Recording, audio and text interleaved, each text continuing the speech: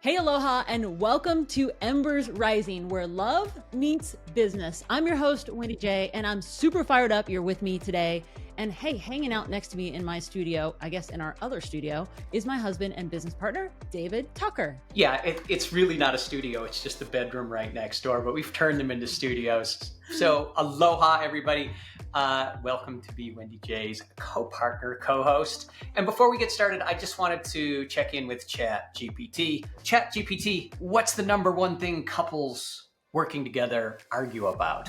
Oh, here it comes. Money, right? So financial issues are frequently cited as the major source of conflict in relationships. Surprise, surprise. This can include disagreements over spending habits, savings, debt, financial goals, and income disparities, which fortunately we don't have that problem. I make all the money and Wendy, you spend it all, right? That's right. Exactly. Today, we're tackling the tightrope walk of navigating finances as couple entrepreneurs, from open communication, money mindsets, to creating systems and generating those crucial sales. Let's dive in. Enjoy the episode. All right, right away, I got to talk to you about what kind of person I am when it comes to money and making financial decisions, because I have to tell you that, as you know, I'm a risk taker, and my method of trial and error and going all in has gotten us in a lot of financial trouble. A lot of financial trouble. Boy, you might have to define that, but here we go. We've just launched the episode and all of a sudden, I'm going to disagree with you, Wendy, because we've made a lot of decisions. You've made a lot of decisions together. I don't think we've created a lot of failure. We've created a lot of opportunity, some of which did not work out, right? So I'm just thinking back on what you said, and I thought I was the risk taker.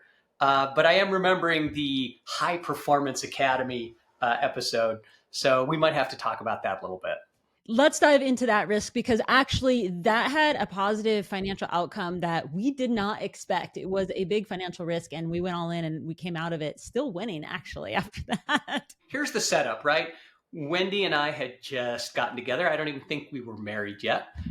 We were living in Hawaii in this one-room ohana, right? They call it an ohana because it's like a little side house off of the main house, but that's what we could afford. And Wendy sat me down and she said, we have this opportunity, and it's to fly to San Diego, and it's to go to an event called Brendon Burchard's High Performance Academy.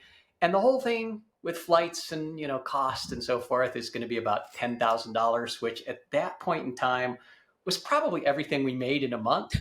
And so you can imagine my surprise. I was like, okay, tell me more.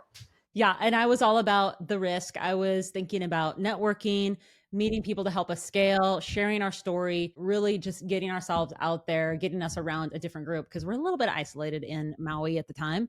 So it was really helpful for us to make that big trip on over. And I'd never heard of Brendon Burchard. So, I quickly have to look him up online. I'm like, oh, this guy seems legit, right? It's not one of those things that you find in a hotel, right? Where they're trying to extract money from your pocketbook. But I was still hesitant. We went anyway. We took the risk and arrived there to a roaring crowd. I didn't know that everybody's going to be screaming like a rock star and Brendon's going to be dancing on stage. But it was eye-opening, and we had two incredible financial takeaways from that one event. Yeah, for sure. I mean, it was like 1,500 people in that room, and there was a gentleman that came on stage that was just rock star, and I really wanted to work with him. And I thought, this guy's great. I'm going to do a little digging what's happening with his website. And as I was sitting in that room, the internet connection barely worked, and his website was not pulling up. And I just thought, okay, either it's the room or it's his website. And I reached out to him on LinkedIn, and he was on stage speaking right at the time. I reached out to him on LinkedIn and just saying, hey, your website's down.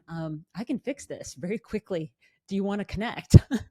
And it was amazing, right? Because obviously he was on stage. It wasn't instantaneous, but I think he probably also wondered what was going on when he made his offer. He got off stage and probably there wasn't a lot of activity. But what resulted in that is he saw that message. He reached out. He said, please, I don't really have much of a team.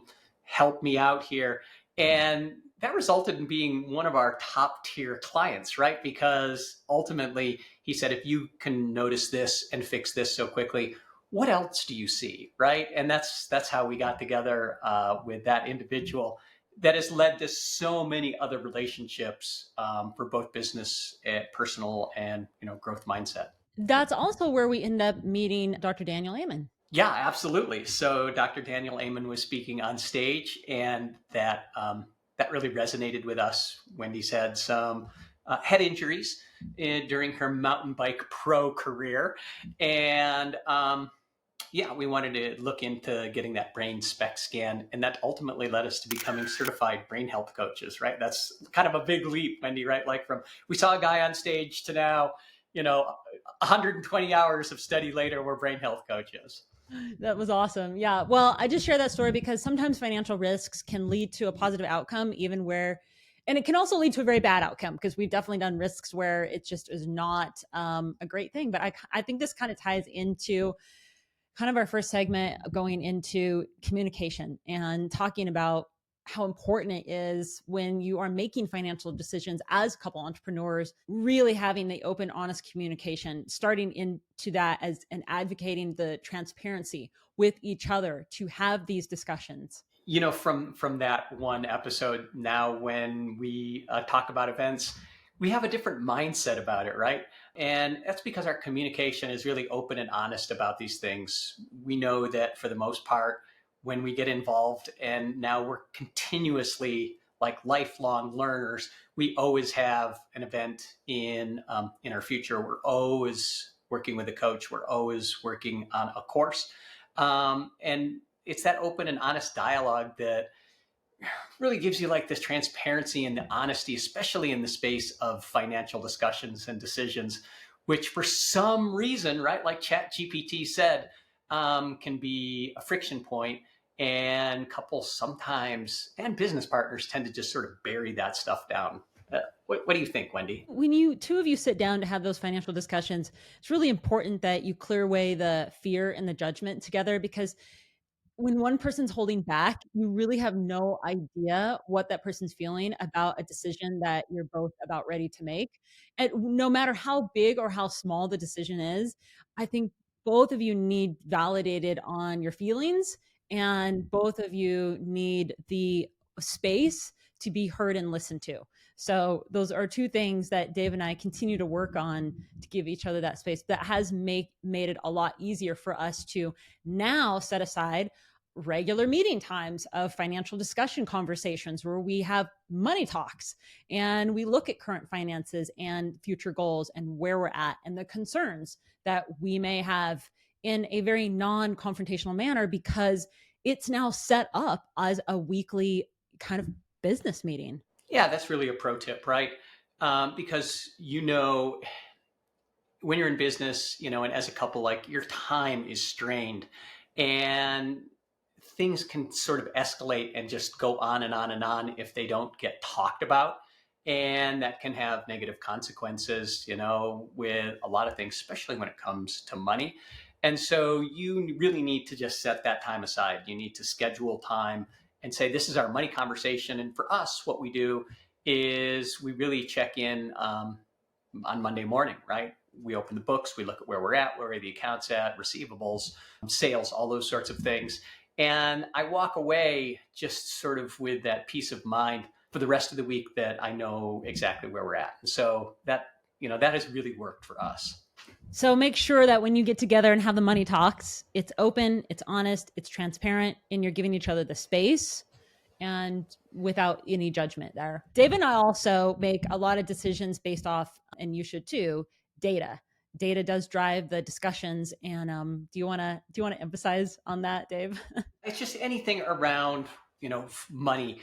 Money is a number, and a number fits in a box, and there's a formula to whether it's growing or going the right direction, or, you're leaking money and it's going the wrong direction. And so having discussions around the metrics of money, what's in the account, what's growing, what are we currently doing, what's our plan, what's our success rate, all of those sorts of things are knowns that if you plug them in, it makes those sort of money conversations much easier to digest, right? Because you're not speculating, you're not coming from a position of fear.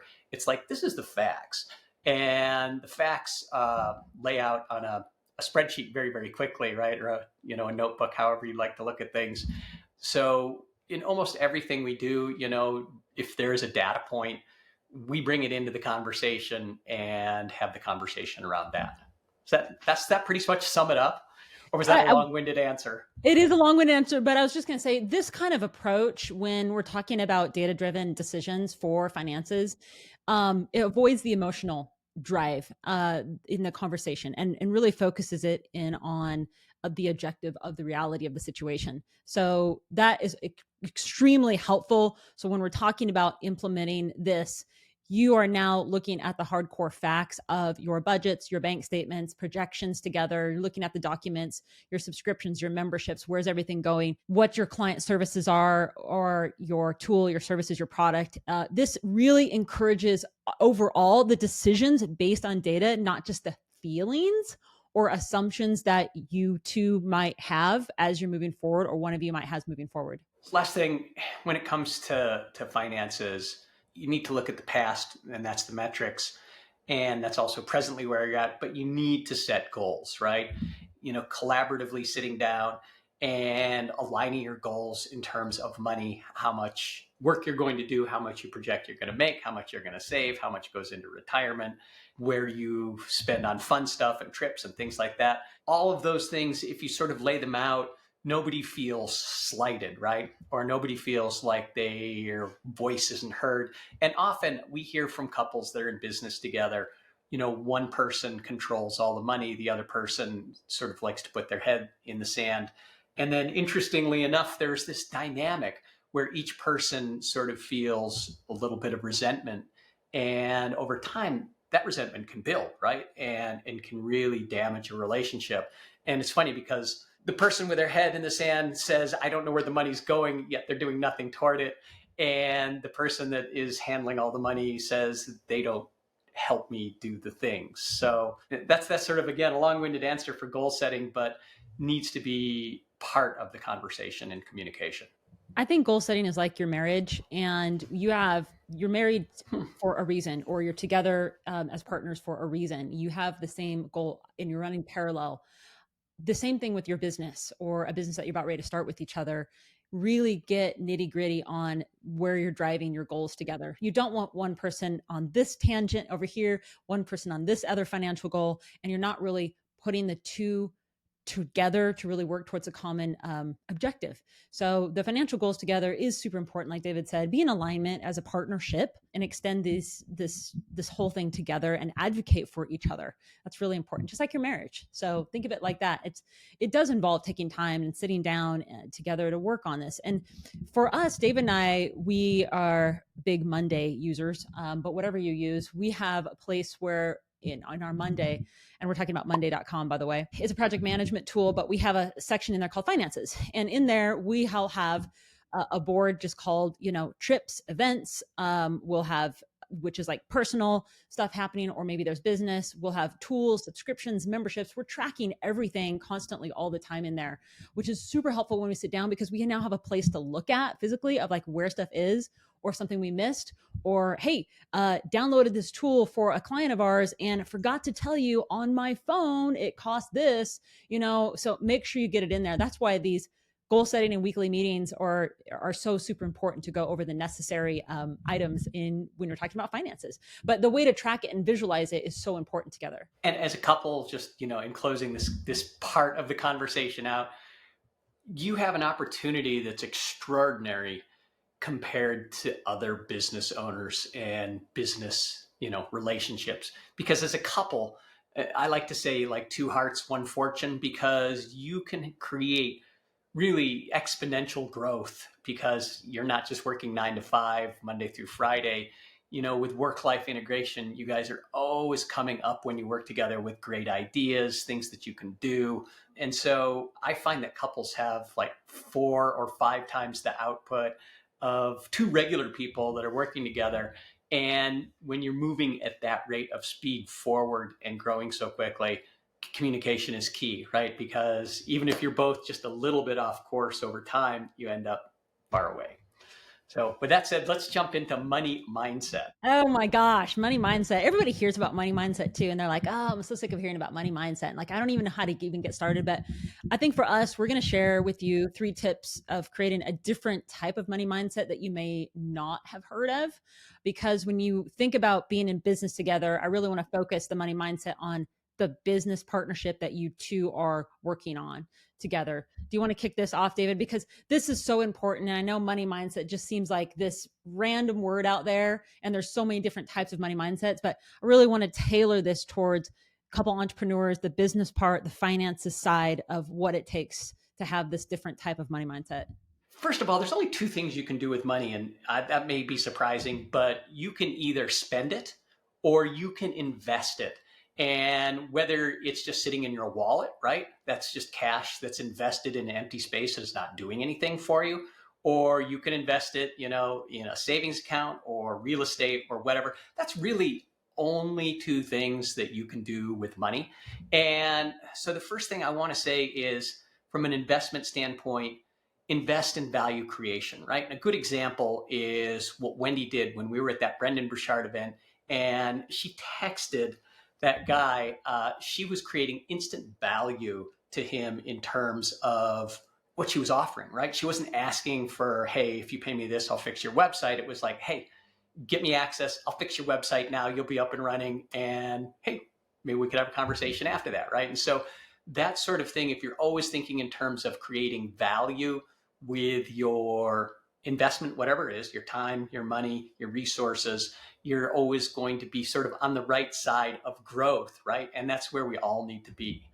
I was just going to jump in and say, when you are creating that service or product together, think about solving the problem for the customers, and you may also need to pivot. So really keep up with the times, but it is the fundamental principle of a successful business is solving the problems of the customers. And when you can do this and you can create real value for people, it is the path to wealth and hopefully you're doing it because you love it. If you don't love it, then you should probably change to do something that you love. And believe me, David and I have been through different business models that we didn't love, and we had to make changes, and getting into something that your heart is into can really help the path to wealth because people feel that you are there with them 100%, and the value that you're ready to deliver to them makes you more tuned in to the product and services that are available for them. The second lesson that we learned from that very first event where we reached out is we landed a blue chip client off of that, and we learned that money wasn't the issue for him, right?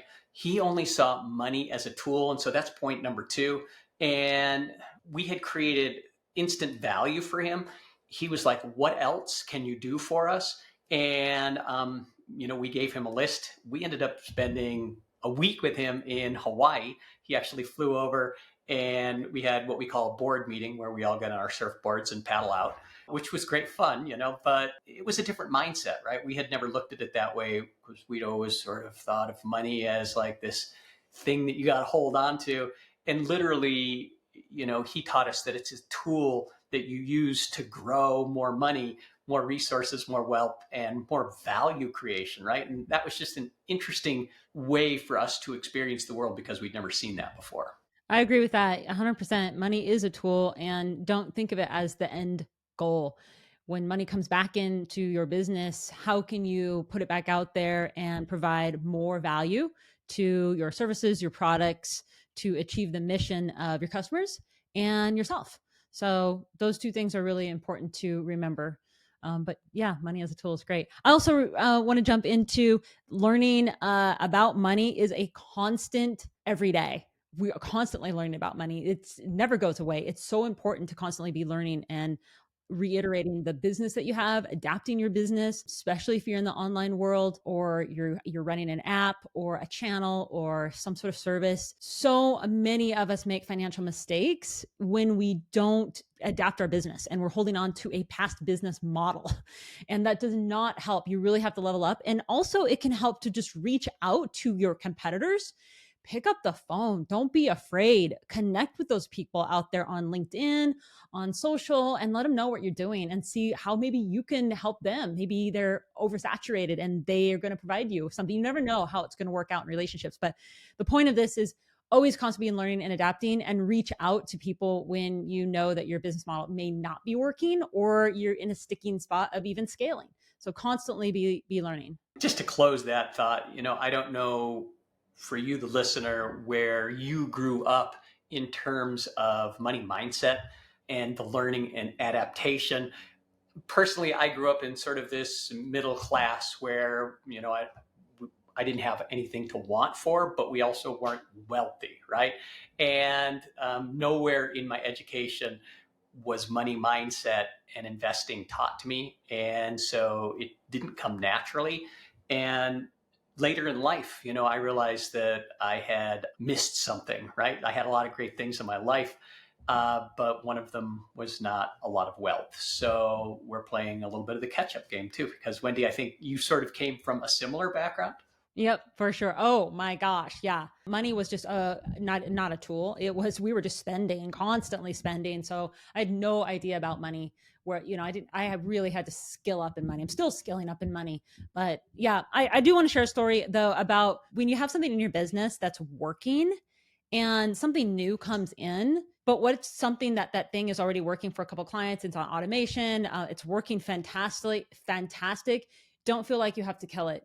Dave and I have been through some situations where we've continued keeping clients for years and years and years and years and years because their product, their service is on automation, and we continue to scale it, and we're adapting and reiterating our services as online world moves in marketing. But it's fantastic because it leverages our time to also be working on something else that we're really more passionate about. So I just want to share that story. If there's something working and then scaling, like, keep it. And that might be the thing that you just need to scale yourself. It might be that piece.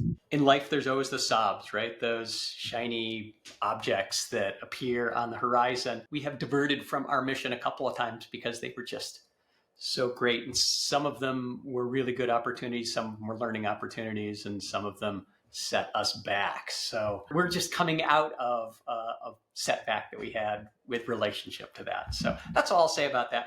It's a natural part of business. You're going to see opportunities, but remember, there's an opportunity cost, right? Every time you take something else on, you lose the ability to maintain something. And so, like if Wendy said, if you can automate it, and it creates multiple streams of income that doesn't take your time.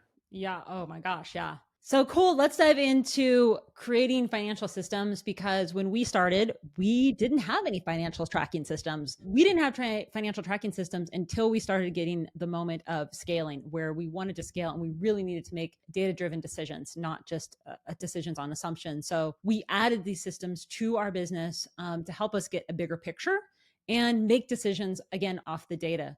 And I think let's dive into tracking analysis, because I think that's one of the most important places that you need to be meticulous about tracking the income, the expenses, and the key metrics that are happening in the background. That's for sure. So if you're listening and you've listened this far, thank you. We love you. But you're probably saying right now, didn't we just talk about metrics? You're just using different words. It's that important, right? Because you cannot improve that which you don't track. And having a tracking and analytical system, a modeling system for everything that you do in your business that revolves around money is key, right? And that involves, everything from accounting systems to, the books and all of those other things. And in our relationship, we're both really good in this space, right? I actually graduated with an accounting degree. However, Wendy has the meticulousness to keep up with it every day. So she tends to run the books. And you want to talk a little bit about this portion of it? Tracking analysis is great. When Dave and I combined business, I think you have to look at also personal, especially if you're small to medium business. We had to look at where everything's going, where can we visually see it. So like I said, we used Monday.com to put all of our subscriptions, memberships, anything that pops up that you're going to sign up for, but also for business. What are we tracking on business expenses, credit cards, slimming down the card so we can track what's one card is just being charged for subscriptions or clients or what have you.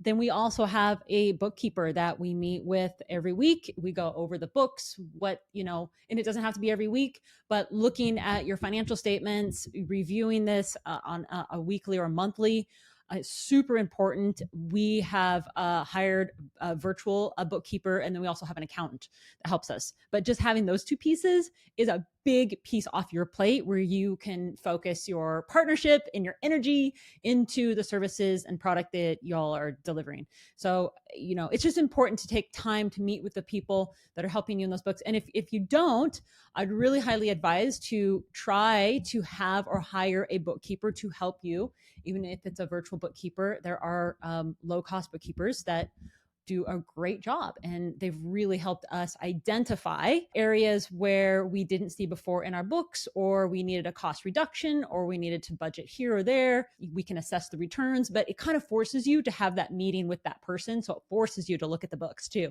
in another way. We look at it weekly, but also from a higher level from the bookkeeper and then the accounting side. So I can't say enough about tracking analysis. It's very important to know where you're at. And I'm going to derail here for a second. We all knew that was coming.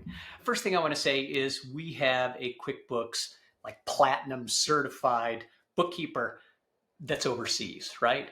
And that's the beauty of money, right? Because it's a system, bookkeeping's a system, it's universal, whether it's in dinars or dollars.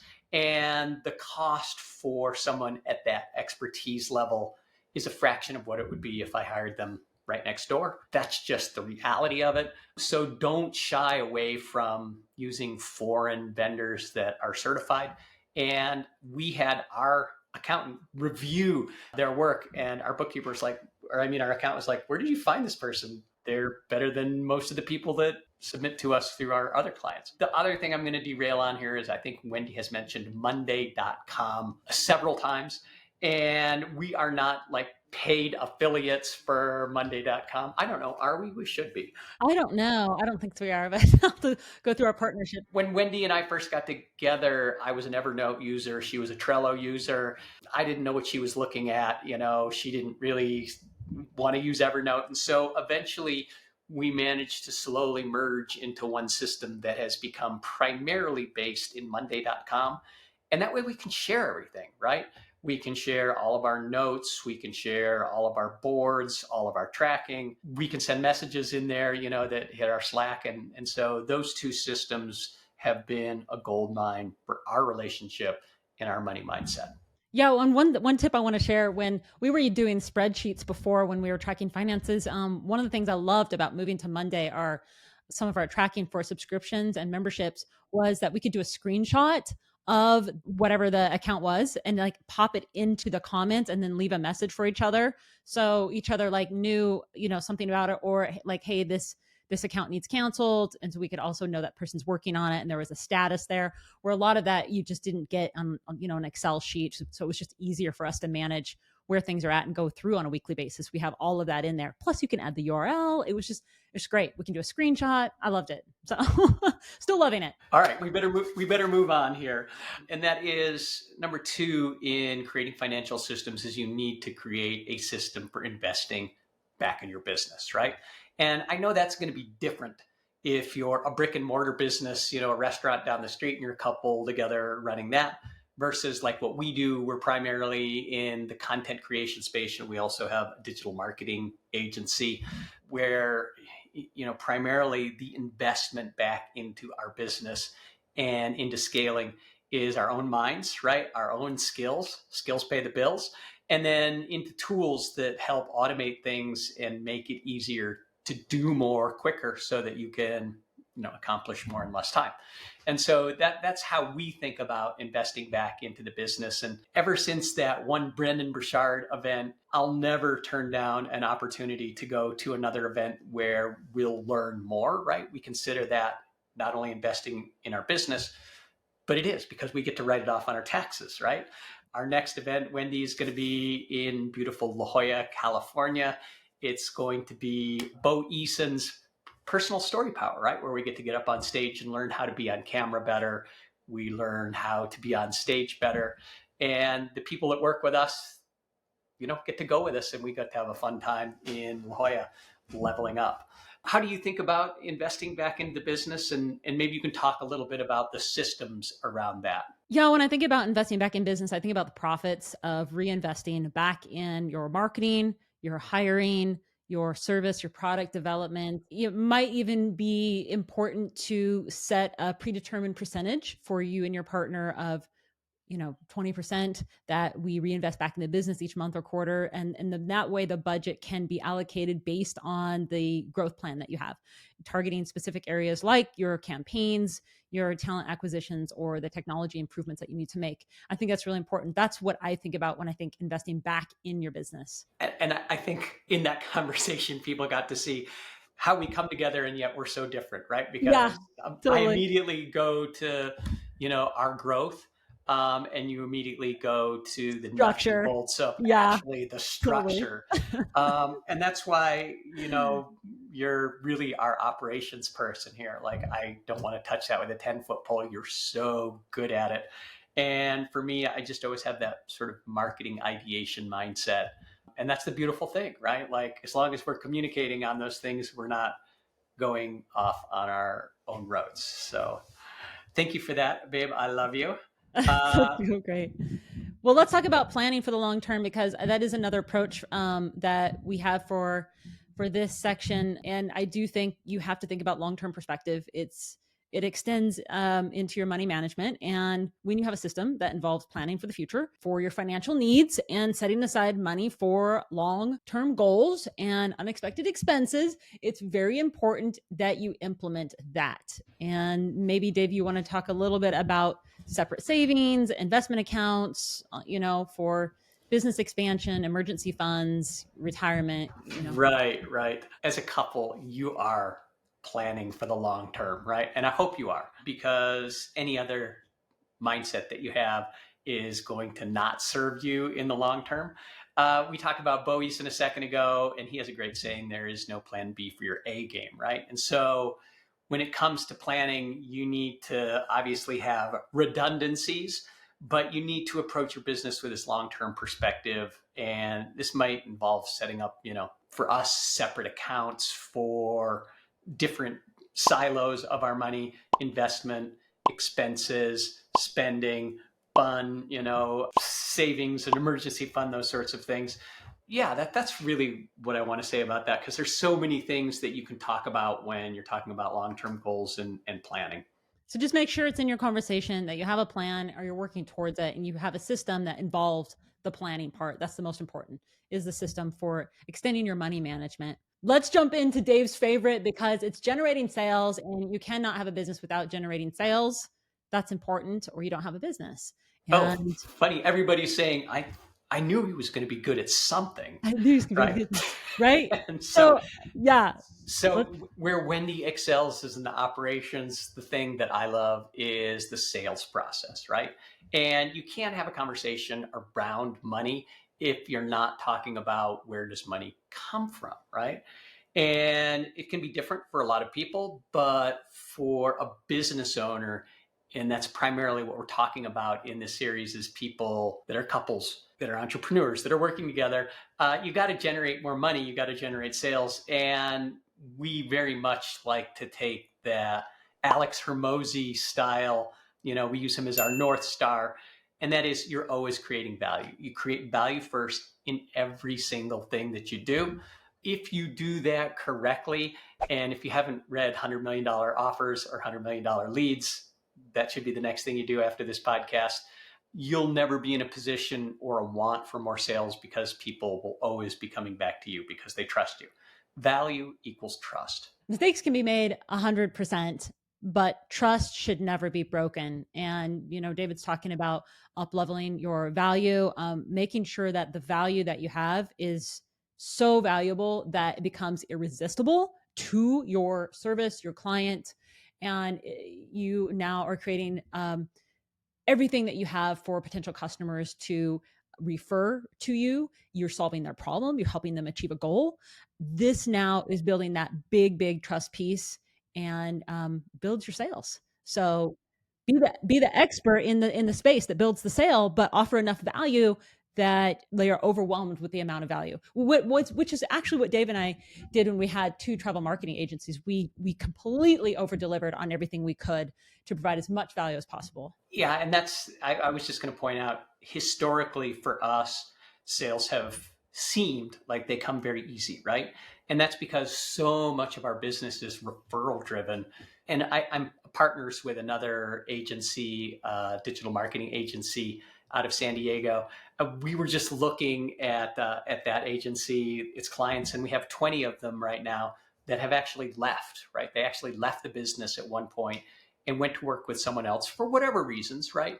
And then they've come back. They've said, the grass was not greener on the other side. And if you always are creating value in that space, you'll never want for customers. People will always be pushing people your way, right? It's like, have you heard about these guys? They're awesome. I know that sounds like brand, and it is. That's really the core of brand, is that referral business. And if it sounds like we're winding up to talk about a sales funnel, you're absolutely right, right? Because creating value is the first step of the sales funnel. What's the next step, Wendy? Well, I just want to say before we dive into that how important your value is, and to not second guess yourself. Once build something so great that you have whatever you're offering, build it so great that it just drives from the heart and you're delivering with 100%, 110%. Go all in and make it irresistible. So I just can't say it enough. The value is so important about what you're about ready to deliver, and crafting that to make that compelling offer for funnels is so important, because you have to package what you have, your value, as a very attractive piece for the value and pricing, so it becomes a no-brainer for your target customer. Yeah, absolutely. So in everything you do, there's this value piece that attracts people. There is the offer that gets them into the sales process in the beginning. And you have to continually refine that offer and look at the metrics, look at the numbers, and see what's working, and have an honest conversation with yourself. If your business isn't doing well, is it your offer or is it your product, right? A lot of times, if your product was incredible, your offer could be mediocre and you'd still be full. So you need to look at those things, but it's a never ending game, right? It's not a one and done. Every time we put out something, and we just tweak it every single month to see if we can make it a little bit better, a little bit more interesting, and a little bit more valuable for the people that are out there. That's my goal. Isn't to make as much money as possible, but it's to create as much value so that people cannot resist coming in and asking how they can get involved. To me, compelling offers are like Christmas presents. The gift that you bought for your best friend is amazing, but then you wrap it so well. The packaging, when you like go to the gift shop and you have like, they wrap it and they do like the totally different special bow, they add a little something special on it. It just looks like over the top. That's your compelling offer. You want it to be packaged so sweetly that it's not junk in the inside, for sure, not, but the packaging is critical to your sales strategy. When you can enhance the value and your core offer, you can really up level the value proposition, and that speaks directly to the customer's most pressing needs and their desires. So I just want to mention that compelling offers to me is like getting a Christmas present in a fantastic way that's packaged so greatly that I'm like, yeah, I want that. It speaks directly to me. I get that. I'm all in. Okay. Last part 3, is systemizing the sales process. Yay. Again, did I mention it? I love sales. Here's the thing, right? Like I consider myself really good at sales. And for years, I would just sort of wing the sales process based on, what the customer said and those sorts of things. And it wasn't that my closing ratio, was good or bad. It's just that it took a lot of time, right? Because I was constantly coming up with unique proposals and, add-ons and extra conversations. And what I found is by systemizing the whole process and not doing things that are out of scope, right? What I found is that the process was more efficient. It was an easier process for the customer, right? Because they understood it, because I was able to deliver it in a cadence that was quicker, easier to consume. And so if you're one of those people right now that are out there winging it, I see this in the coaching space a lot. They don't have a systematized close or sales process that they go through. Tighten that thing up and you will be ultimately more successful, not only closing more deals, but having more time and creating more value. There we go. I was going to say too, when you're talking about systemizing sales process, it's important to constantly be adding to your email list. It's one of the most important things is to be adding to your email list and then moving your prospects into those initial awareness stages into the closing with your sales team, whatever that means for you. And then have a CRM system to track leads and automate your follow-ups. That makes a nice kind of, again, back to the Christmas present, a nice bow ribbon on top where you're doing that follow-up and at least keeps them, on the top, your service and product on the top of their mind. So that's really important. Just to reiterate, the implementation of the sales process, like 9 out of 10 people that have a small business that's a service, or 9 out of 10 people that have like a coaching business, those sorts of things, they're not working off a script. They're just flying by the seat of their pants. And so make it your mission today to sit down and look at the way you do that and come up with, an initial script that you can follow. And it'll seem awkward at first. It'll seem a little bit canned, but what you'll find out is eventually you'll be able to, move through it much quicker, and you'll have less stress around it, especially for people that don't like selling, right? Like, I don't care. You can give me a blank slate and I'm okay. But if that's not you, working off a script is going to serve you in a much bigger way. So I want to recap the main points of this episode. It's so important because, we just got done talking about sales, and I want to just go back up and talk about what we just covered so that you have some tangible walk away steps. We talked about communication, how important it is to have open discussions, having data drive your decisions, and making sure you are setting goals in a parallel fashion. Then we talked about money mindset, and that was around value creation, using or thinking about money as a tool. And then, of course, learning and adapting. I think learning and adapting is the continually constant ongoing that you've got to have. We talked about systems, creating financial systems, tracking and analysis, investing back in your business, and planning for the long term together. And then finally, we talked about sales, right? How to get more money. And that's just by creating value and crafting offers that are compelling, and then automating the process. Go sales. All right. That brings us to the end of today's episode. Man, we dove deep into navigating the financial challenges for couple entrepreneurs working together. We didn't go as deep as we could have, Dave, but we went the best that we could to just give you a little bit of sneak peeks. And we hope this discussion was enlightening and gives you actionable insights to apply to your own entrepreneurial journey with your partner. Right on. And just remember that you're not alone in this, right? Like, every entrepreneurial couple faces its own unique set of financial hurdles. But with open communication and a solid plan, you can absolutely navigate through them successfully and stay together. That's important. So if you found value in today's episode, we have 2 simple asks. First, please subscribe to the Embers Rising podcast. By subscribing, you'll get notified every time we release a new episode, and it helps more people discover this resource. And our second ask is, we want to hear from you, right? Like, please leave us a comment or a review and let us know what are your financial challenges as a couple and as entrepreneurs, right? Your insights not only help us tailor our content to serve you better, but they also create a community where we can all learn and grow together. We're certainly in this together as a community and as a couple entrepreneurs. So, hey, don't be shy. Share your story. Thanks again for joining us in today's episode. Keep those embers rising. And until next time, remember to communicate openly and love deeply in business and in life. Stay ignited, everyone. Mahalo and aloha. Aloha.